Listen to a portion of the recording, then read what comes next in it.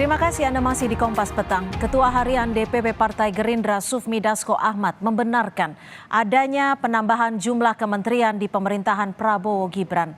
Namun berapa jumlah kementerian yang ditambah, Dasko bilang saat ini masih digodok, termasuk nama yang akan menjabat sebagai menteri.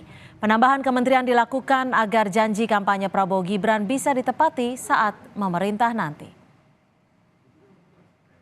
Berapa jumlah sampai dengan sekarang masih kita simulasikan bahwa penambahan kementerian itu adalah untuk optimalisasi daripada tugas-tugas kementerian dalam rangka kita itu memenuhi janji kampanye.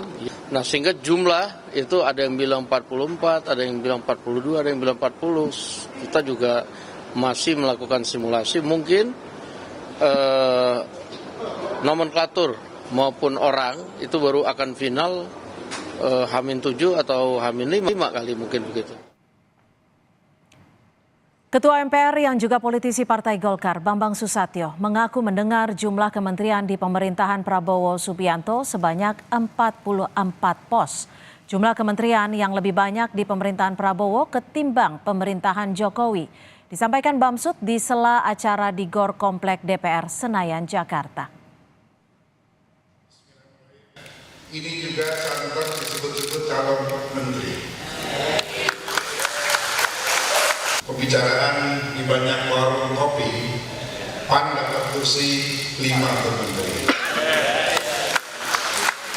Jadi salah satunya adalah Mas Prayoga. Masuk di akal 5 menteri untuk PAN karena nanti jumlah menteri akan bertambah dari 34 menjadi 44. Saudara, Partai Gerindra membenarkan adanya penambahan jumlah kementerian di pemerintahan Prabowo Gibran. Penambahan jumlah kementerian untuk memenuhi janji kampanye Prabowo Gibran atau mengakomodir partai politik di koalisi. Kita berbincang dengan juru bicara Prabowo Subianto, Daniel Anzar Simanjuntak, dan juga Direktur Parameter Politik Indonesia, Adi Prayitno. Selamat sore Mas Adi, Bang Daniel, terima kasih sudah bergabung bersama kami di Kompas Petang. Selamat sore Mbak, Assalamualaikum. Waalaikumsalam warahmatullahi wabarakatuh. Bang Daniel, jadi benar ya 44 kursi menteri seperti yang disampaikan Bambang Susatyo? Terkait dengan jumlah, saya tidak tahu persis dan kami semuanya belum ada yang tahu terkait dengan jumlah persisnya. Tapi bila ada penambahan jumlah kursi menteri, betul seperti disampaikan juga oleh Pak Ketua Harian, Pak Sufmi Dasko, memang yang sedang dilakukan oleh Pak Prabowo bersama dengan tim kecil beliau itu adalah melakukan verifikasi program-program dan janji kampanye Pak Prabowo pada saat Pilpres yang lalu. Sehingga apabila ada program yang tidak bisa di-cover oleh kementerian yang existing pada saat ini, maka mungkin dibutuhkan badan baru yang untuk mengurusi program-program tersebut. Contohnya ya seperti Badan Gizi yang akan mengcover program makan siang bergizi. Dan pun demikian dengan kementerian-kementerian yang lain. Bukan sekedar hanya penambahan, tapi juga bisa jadi ada yang digabungkan, ada yang disatukan dan sebagainya. Untuk ada yang dipisahkan begitu. Untuk memastikan program-program Pak Prabowo bisa lebih akseleratif sesuai dengan kebutuhan agenda pembangunan Pak Prabowo 5 tahun ke depan. Mbak. Bang Daniel, ini kan Bamsud juga sempat menyinggung sejumlah nama nih seperti Pak Nusron dan juga Viva Yoga yang bakal masuk dalam kabinet. Ini penambahan jumlah menteri untuk memenuhi janji kampanye saja atau seperti apa? Pak Prabowo dan tim tentu berpikir menggunakan bingkai bagaimana bisa mengakselerasi dan mempermudah implementasi dari program kerja dan janji kampanye Pak Prabowo pada saat Pilpres tersebut. Jadi kalau terkait dengan orang, asal usul, latar belakang itu ya tentu ditentukan nanti setelah institusi kementerian yang dibentuk untuk mengakselerasi program Pak Prabowo itu sudah pasti. Nah, terkait dengan orang ya tentu sepenuhnya adalah hak prerogatif Pak Prabowo sebagai presiden dan sampai dengan detik ini belum ada yang bisa dipastikan Tapi siapa dua yang nama menjadi itu menteri masuk wacana A, tidak, menteri dan seterusnya. Bang Daniel? Kenapa? Dua nama tadi masuk wacana tidak? Jangankan dua nama tersebut, Mas Adi Prayitno saja bisa masuk dalam radar untuk menjadi menteri. Jadi Oke. saya pikir semuanya bisa punya peluang untuk menjadi menteri di kabinet Pak Prabowo nanti. Mas Adi, ini bocoran yang disampaikan Bambang Susatyo ini apa yang bisa Anda baca? Apakah memang benar penambahannya akan sampai di 10 pos kementerian lebih? Karena sebelumnya kan kita di 34 pos kementerian. Ya, saya kira dua hal. Kalau soal penambahan jumlah kementerian, saya kira ini sudah menjadi informasi secara umum yang sudah bisa dikonfirmasi melalui berbagai info ya, bukan hanya di kalangan media, tapi di kalangan pegiat-pegiat politik juga sudah mulai ramai soal bagaimana kemungkinan Prabowo Subianto itu akan menambah sejumlah kementerian, terutama untuk mengamankan bagaimana program-program mercusuar, program-program strategis Prabowo itu lebih mudah untuk bisa diaplikasikan dan lebih gampang untuk dikawal. Misalnya soal Kementerian Makan Gizi Gratis gitu ya, terkait dengan ketahanan pangan dan seterusnya. Saya kira itu memang butuh nomenklatur baru yang saya kira bahwa Pak Prabowo itu butuh style dan apa namanya ya, merek politik yang sebenarnya sesuai dengan janji politiknya. Tapi yang kedua memang penambahan sejumlah kementerian ini tak bisa dilepaskan dari keinginan Prabowo yang disinyalir oleh publik sebagai upaya untuk mengakomodasi begitu banyak kepentingan politik.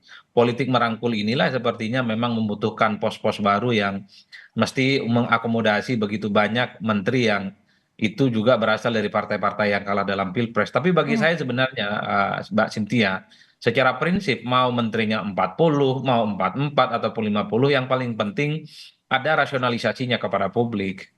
Rasionalisasi yang pertama tentu adalah untuk mempercepat bagaimana visi misi dan janji politik Prabowo itu bisa diterjemahkan. Jangan sampai misalnya dengan banyaknya jumlah kementerian yang akan ditambah, justru pergerakan dan akselerasinya itu tak bisa dimaksimalkan. Ya.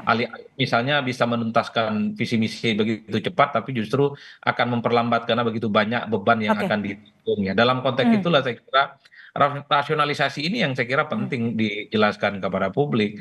Publik kan tahunya ingin bagaimana semua dari Prabowo ini adalah Ya. menteri yang kemudian bisa bekerja cepat, semua persoalan-persoalan kebangsaan itu bisa tuntas, termasuk proyek-proyek mercusuar yang berbau kebijakan populisme seperti makan siang gratis dan seterusnya itu bisa diterjemahkan secepat mungkin. Orang Oke. tidak lagi berdebat seberapa banyak jumlah menteri itu.